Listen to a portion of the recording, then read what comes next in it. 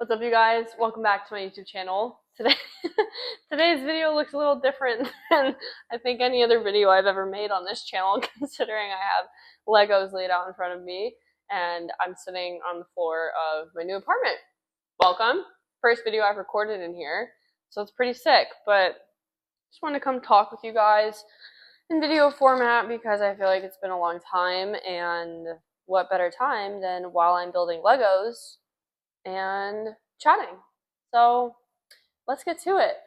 First off, my apartment move. Actually, before that, let me know, guys. Let me know in the comments, because my videos just absolutely blow up, obviously. Let me know in the comments if you are someone who, when you build Legos, you organize them like this. Like, you take the time after taking all the things out of the packages to organize every piece so that they're all uniform and easy to find.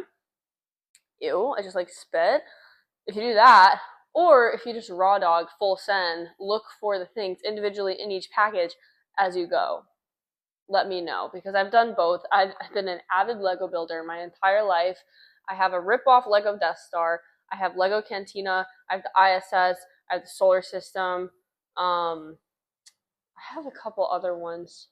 I was a Lego City fiend when I was like 8 years old. I literally had a poster board that I drew on with markers, like streets and like yards and grass, and I would put these things on there, and I had like the freaking what was it, the airport, the fucking plane. I had a pirate ship. Oh my god, I got the pirate ship for Christmas, and I remember back then it was like $300. It was like, I don't know if it was that much, but it was like a set that I was like, whoa, to, like, she was legit.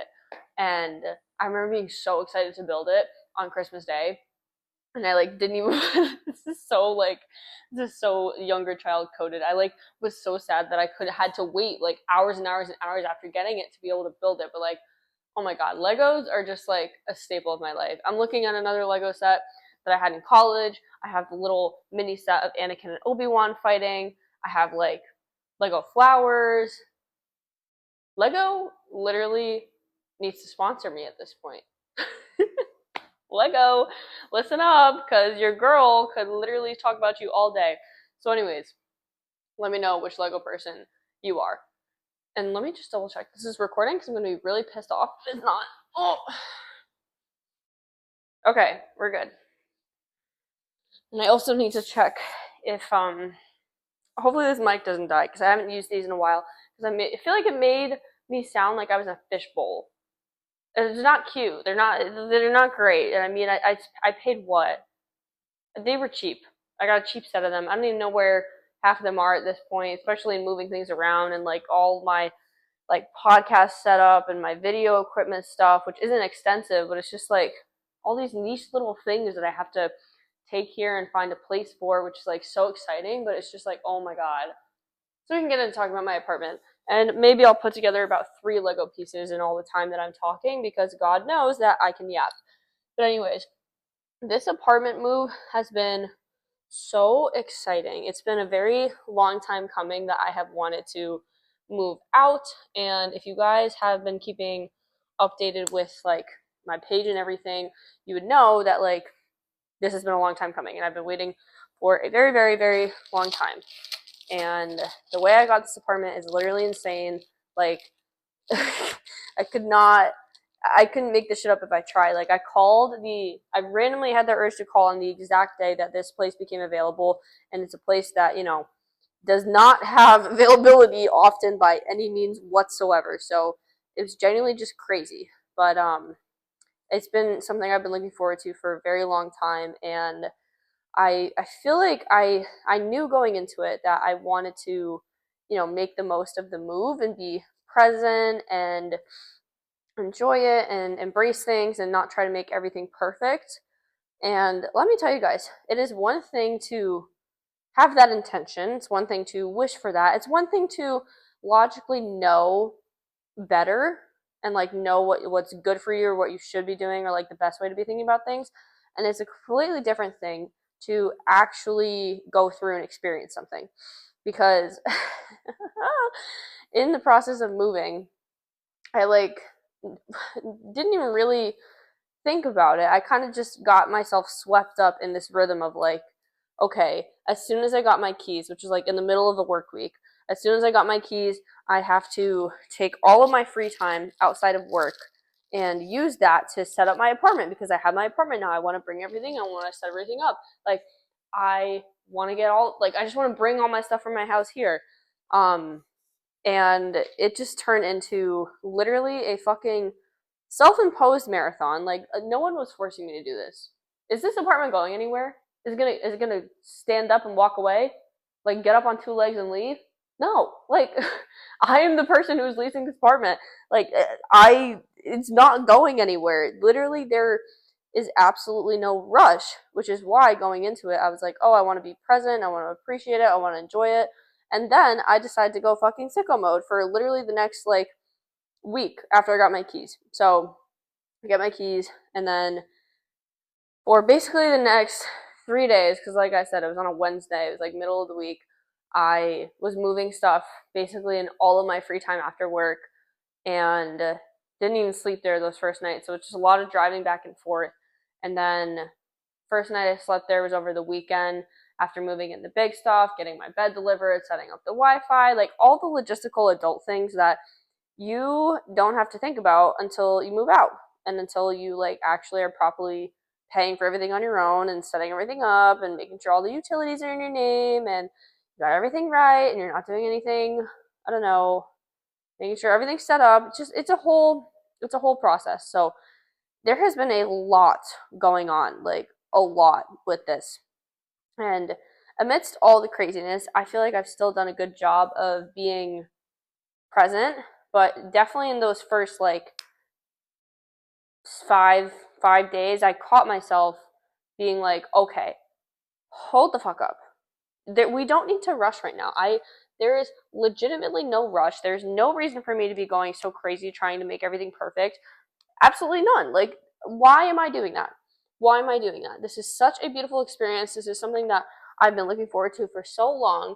I don't need to rush it. And I feel like that speaks to the experience that a lot of us have in life in general, where it's like we're just constantly in the rush, constantly on the go. And that lack of presence takes away from actually being able to enjoy life and experience things. And that was the inspiration for my podcast episodes recently. I think I literally had two back to back that were basically the same thing. I tend to do that. I get in like natural seasons and rhythms of recording on similar topics without even trying to. I feel like that's kind of intentional and from whatever. Anyways, I feel like it's just the natural season it works through. But anywho, when we rush, when we don't take the time to just slow down and take a step back and really just appreciate every moment of what we're doing, we dilute the value of our lives. We completely just like remove all the magic and the special from the most mundane of experiences. And our life just feels like a to-do list. If your life feels like just a bunch of check boxes and things you need to do and ways that you're just thinking and thinking and thinking and thinking, you're not really living the full spectrum of life. All you're doing is living like a robot who's being given tasks all the time, and your only job to be alive is to complete the tasks. Like, it's not what you're supposed to do. Not what you're supposed to do. And if you want to be living, an actual happy, aligned, fulfilling life, which obviously is the goal for every single one of you guys watching this, and me, myself. So, I had to learn the hard way that I should not be rushing everything. I can just fucking chill. And that has led to me being able to just like take a chill pill last week, like starting out the week and everything. So I still need to get bar stools. I still want to like, do the little things like fix the decor. I need to bring in a couple chairs. I need to bring in another desk from my house for my work from home setup. I need to get a new welcome mat and like switch things around and move the couch a little bit to set things up, or like there's things I still need to do. But I realize my space does not need to be perfect before I can live in it.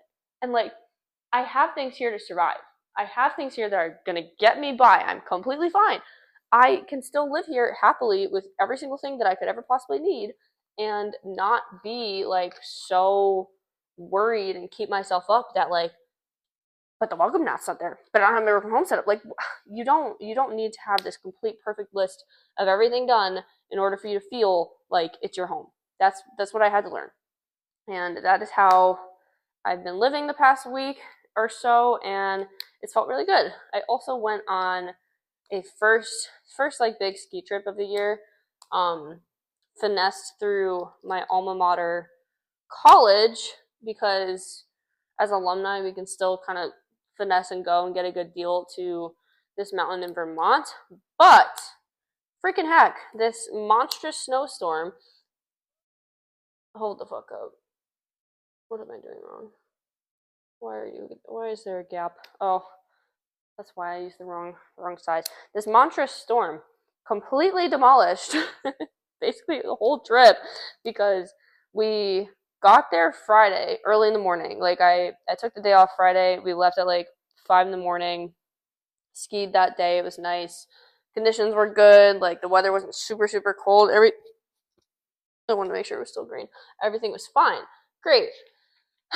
And then Saturday, temperatures are so cold that literally all of the major lifts are closed, except for like the really baby ones next to the greens. And let me just say, no shade to anyone who does greens, because I can thank my college roommate. You are a fucking G for that. She taught me how to ski, because she's a ski instructor for like kids, which is kind of funny to think that she taught me because she teaches kids.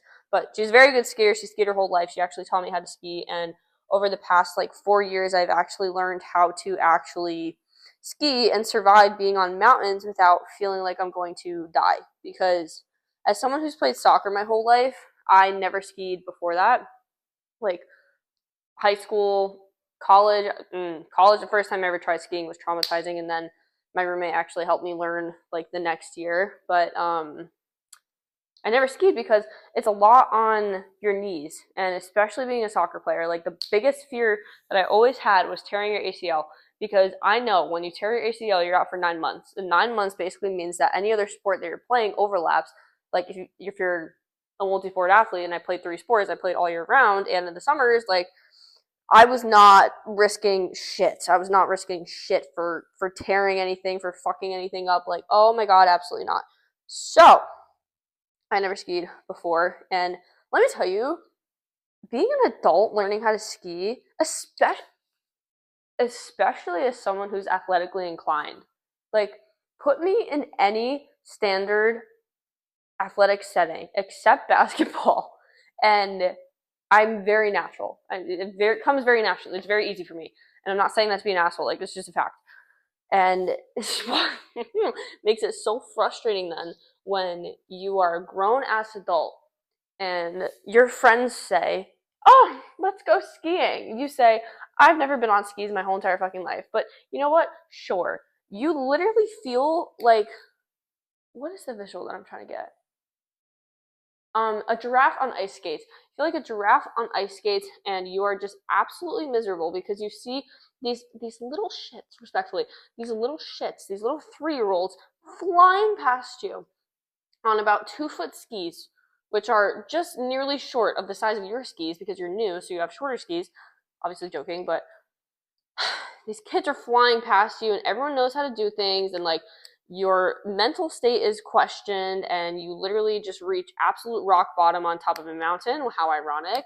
And it's just like, it can just be a really rough experience, at least for me. You know what? I've had some of my worst moments on top of ski mountains, and this is why I can appreciate now the fact that like I can actually ski well. I can go down blues, I can go down blacks pretty fine. Like, I'm good.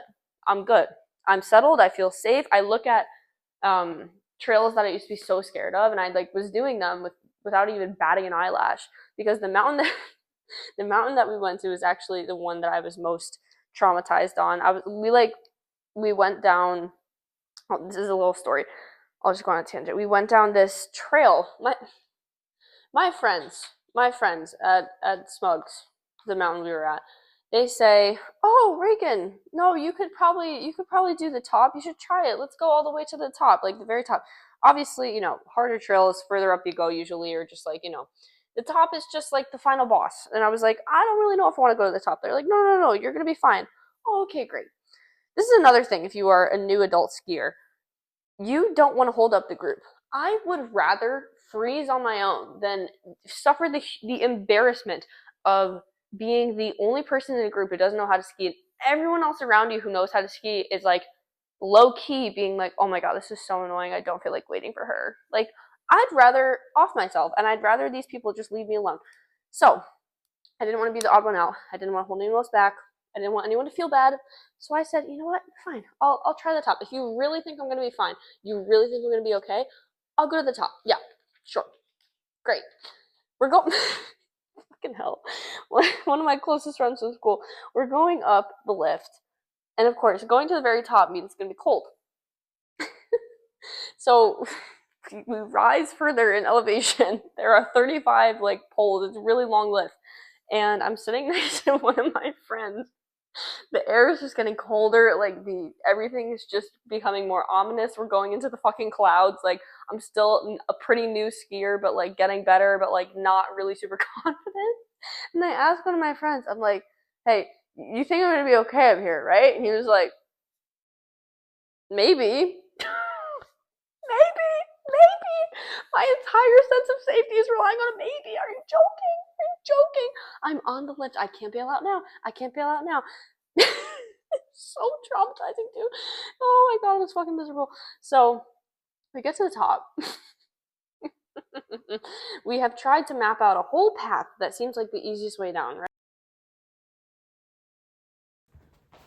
Alright, you guys, I have tragic news.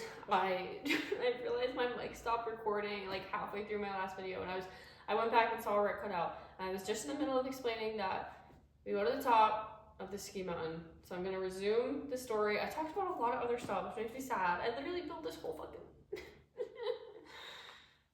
whatever. And it's also gonna be way more echoey, so I hope you don't mind. Lol. Anyways, we get to the top of the ski mountain. After my friend says, oh, we're probably gonna be fine. We try to find the easiest way down. I don't know if I already said that, but my friend has tried to pick the path that looks like the easiest way down. I'm not sure if you guys know. Ski mountains have routes that say easiest way down. We did not even go far enough to see that. Or we didn't even take it. Like, it was so bad. We go off the top of the ski lift and go down this trail. I immediately eat shit. I eat absolute shit. I'm going so fast. I just like can't control myself. I don't feel comfortable, and I was just like, gone. Absolutely eat shit. Great, marvelous, splendid. And then we take this turn down a path that says, warning, caution, expert skiers only, like advanced skiers only, like, you know, go for it at your own risk. And I was like, I'm in no position to be claiming that I am an expert. In fact, I claim that I am not an expert, so why are we going down this trail? And then, it was so bad. We go down, there are fucking moguls and bumps.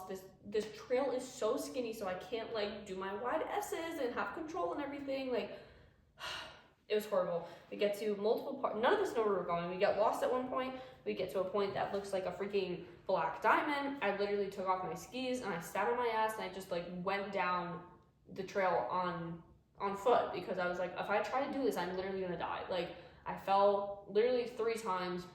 We get to the bottom.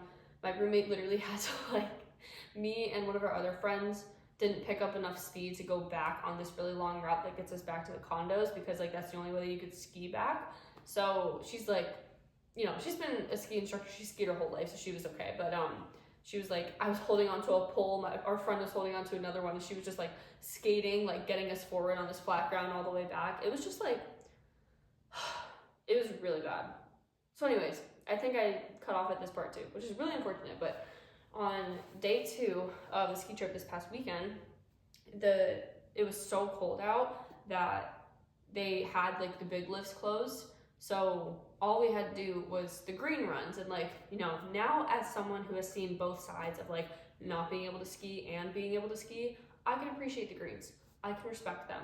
And you know what? I feel like a veteran of the greens, because like I am someone who is new to skiing. And this is unfortunate too. I don't know how much I said about like everything about me being new to skiing and everything. Oh, guys, I had so much good stuff that I talked about, and it's just gone. It's gone. That's what happens when you don't use a microphone for 6 months, and then it just dies after 15 minutes. I'm literally so sad. Frick. Anyways, I finished my pyrite, which is really cool. Like, I literally don't even know how much I talked about. I talked about so much, guys. That's so annoying. But anyways, did I even say anything about, like, soccer and the fact that, like, I never wanted to ski in high school because I know that if you tear your ACL, you're out for 9 months, and skiing is very, like, hard on your knees, and that's something that I never wanted to do because I was a 3-sport athlete, and I did not want to be out for any season at all, never mind 9 months, so I knew that if I tore anything, like, it would hit multiple seasons and I'd be absolutely fucking miserable. Like, did I even say that? I don't know. If I didn't, now I did. Goodness me. Goodness gracious me.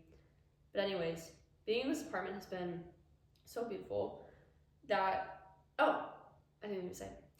Second day skiing was lifts closed, and then there was a giant fucking storm coming, as we all know at this point, so we were gonna leave early anyways. We usually be able to stay until Sunday and get back Sunday night, but the storm was hitting on Sunday, so we had to leave Saturday, planned on Saturday night after skiing, but since skiing was already kind of botched because the lifts were open, we just went and left like midday, went to like the Ben & Jerry's factory and stuff. We had a trip out of it on the way back, but like, so unfortunate. And then the past few days I've just been cooped up in my apartment, cooking meals for myself and just being all independent and everything. So it's been really nice. It's been a good experience. But yeah, it definitely took me a bit to sink into understanding, like, I don't need to kill myself to get everything ready. I don't need to kill myself to make everything perfect.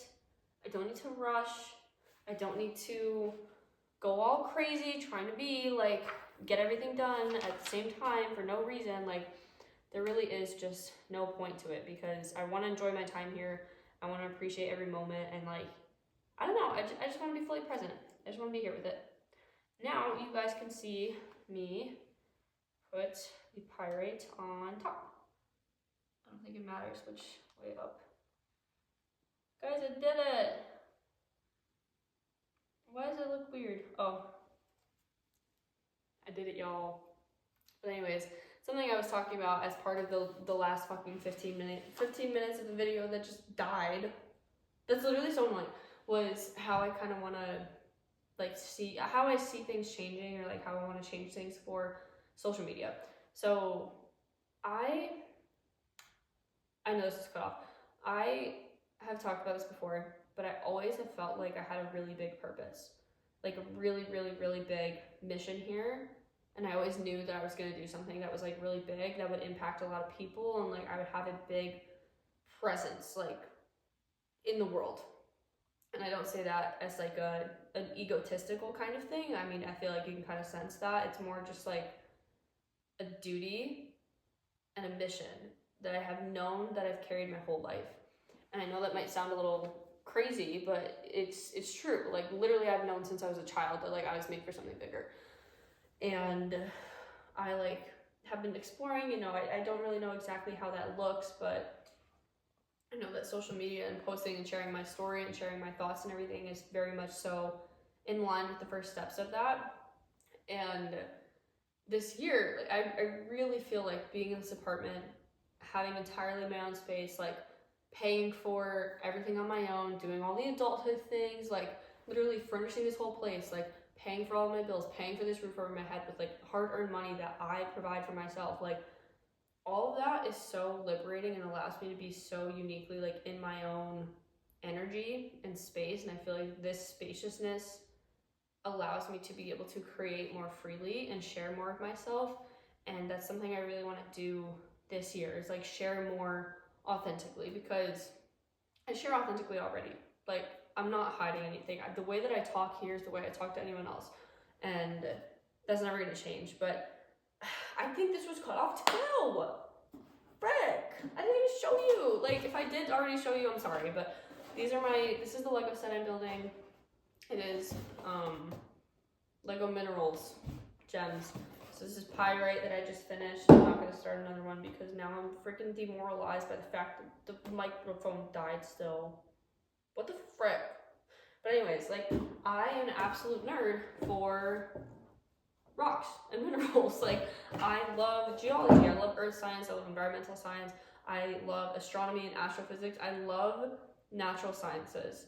And like, I think it's really cool. I had an astrophysics minor at UConn.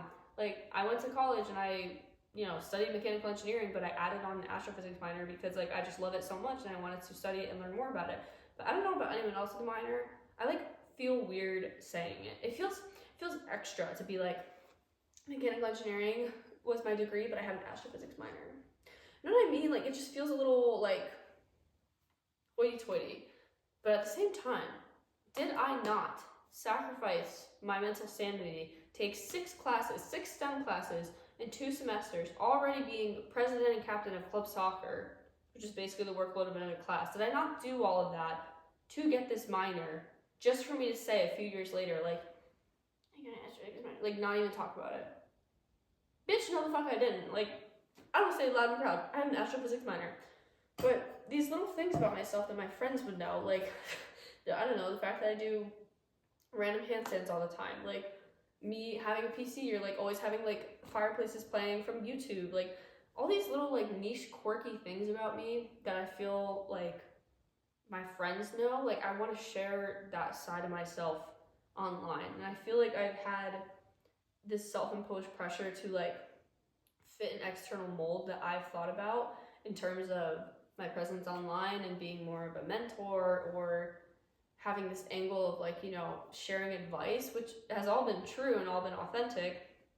But at the same time, it's like, I don't need to have a title. I don't need to have a label. I don't need to position myself as like a mentor or a coach or whatever just to be myself and have an impact online. Like, I want to be so uniquely just myself and not feel like I have to fit in any box, and I could go against the grain and like not be an influencer, but not be just a mentor, or like just a content creator, or just a lifestyle. Like, I want to create my own category, my own section of existing and sharing and speaking my truth with the world, and like just sharing more of myself and my life, my perspective and my thoughts and my voice, and just, I want it to be so uniquely me, and like share these little things about myself, like making tea every night, or my fucking earthy crunchy stuff and Symbiotica, and like, I don't know, just like random little story things that make it feel more like a like older sister friend kind of experience. I had someone on Instagram tell me once that she's the oldest sister, and my account felt like the older sister she never had, and literally that was like, oh my god, that's what I'm going for. Like, that's the kind of vibe that I want to have. And one of my coworkers recently sent me a YouTube channel, Hannah Elise, I think it is. And she said, like, this girl's videos remind me of you. And I was like, that's kind of crazy, because she has like 800,000 something subscribers on YouTube, like something crazy. And as much as I'm like, holy shit, that's wild, like, I watched one of her videos and I see what my coworker was saying, not in like a, oh my god, I'm the shit kind of way, just in the way of like, she shares very authentically and very real, and just shares like herself. And she's still someone that a lot of people look up to or look to for comfort, or just like a perspective, and just talking, just like connecting with another real human being online. Like, and that is just as much of an impact as someone who is like being a like designated certain mentor or whatever. Like, I don't care about how it is, I don't care about the title, all I care about is wanting to share and help. And I feel like there's a lot more like life force energy inside of me that wants to like come out and be seen and be like playful and just like share more of myself. Again, not in a way that I haven't been authentically sharing in the first place, just in the way of like share like the weird little tiny ass things about me that I just like don't tell anyone but my closest friends. Like, it's not even, I don't have a big friend group. I don't. Like, I have very few very close friends, and I've always been someone like that. Like, I get along with pretty much every single variety of human that there is. Not like other people don't, but like in high school, I did sports, I was in AP classes, I was in band. The general archetype of the kind of person in each of those situations does vary. Like, it's different. If you take it by very stereotypical things, so like a band kid versus like a 3-sport athlete, there's a lot of people who do both, but different kinds of people, and I always very easily resonated with just like so many different people from different walks of life and different, you know, introverted, extroverted, like whatever, like school focused or more like sports focused or just all of the above. I like connecting with people and I get along with them well, but I do feel like I like reserve the like small details of myself for those closest to me. And that's a very intimate, special thing, not something that I want to just, you know, share every single part of my life now with the whole world. It's more like I just want it to feel like more of a friend kind of vibe than like I'm on a pedestal telling you guys like this is how you be your most organic self. You know what I mean? Still keep the message, still keep the image of just like sharing authentically and wanting people to live authentically, but also doing it in a way where you feel like you're connecting with a real person and a real human being, because I am in fact a real person and a real human being who is sitting on my apartment couch, on my apartment carpet, leaning against my couch, trying to build a Lego set at 10 p.m. at night, even telling myself that I need to go to bed soon. And unfortunately having to record extra because my fucking microphone died. What the fuck? But anyways, this apartment living has been so great. Like, cooking my first meal here alone, like, I literally said to my boyfriend that he can't have the first bite of food here. Like, there's so many things that are special about this apartment in the way that, like, so many firsts and such a big monumental shift for me, just like in my independence and being like myself and growing into this next like era of my life and my impact and expanding and growing. Like, I have the spaciousness to do so now, and it's just so so funny to have like all the little milestones of like the first time like putting up a fireplace on YouTube in my apartment, or like the first time sitting on my couch, or the first time like taking a bite of food, like first night in my apartment. There are just so many like small things that are so very special that I'm like really just trying to savor and appreciate now, and I feel like we're doing a pretty good job. Definitely still thinking way too much. I'm a fucking thinker times 100. I don't care if you don't believe in astrology. Astrology impacts you no matter what. It's just whether or not you want to look at the blueprint of what's actually happening. Anyways, that's a preface to say that my chart, I have a Gemini stellium, and like literally, which means that it's in like 3 or more planets are in Gemini, which just means like, you know, the energy is extra amplified in your chart. And Gemini is an air sign. Air is very attached to like analytical thinking, like intellectual thoughts, like just very quick pace minded, like head heavy.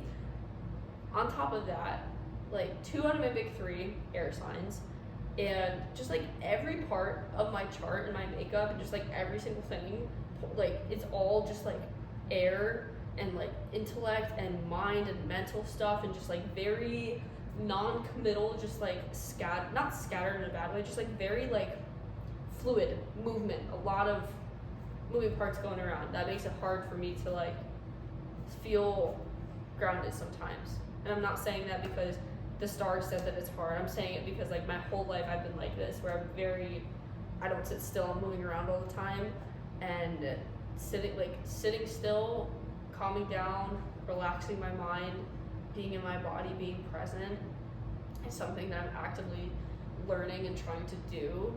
And it's not something that's gonna happen overnight. And like I've made strides over the past 2 years, and I'm still someone who's fucking stuck in my head chronically sometimes. Like, oh my god.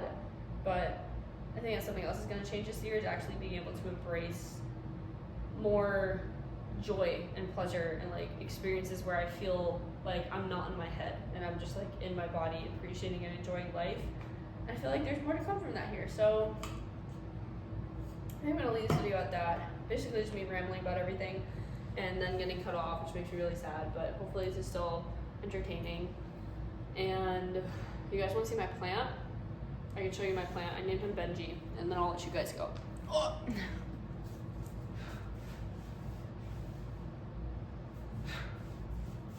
Okay, this is Benji. He slays. I don't know what kind of plant it is, but I just know that he slays.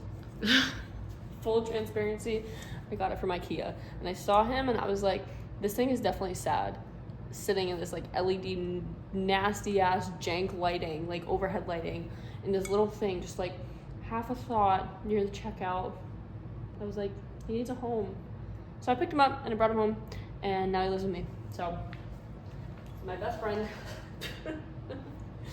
He's one of the only other living things in this apartment right now. But anyways, I shall go on with my night and finish my Legos, post this to the ether just for it to get 2 views right now, and then be on my merry way. So, I hope you all are doing splendid and wonderful. And once this place is more furnished and I have curtains and I have my welcome mat and I have my bar stools and I have everything else that I want in this silly little apartment, I will do a tour. I'll set it up, make it all pretty and aesthetic. I might even go crazy and get editing software, play around with some things, make a cute little jingle or something just to start the video and make it all nice and everything, be proper. And I'll put that out probably in the next month. But until then, catch me on the podcast, catch me on my Instagram. If you don't follow me, it's Organic Reagan, just normal organic, and then my name, Reagan, Reagan. And I think that's it. So go be your most organic selves. I hope you all are well, and I will see you in the next one.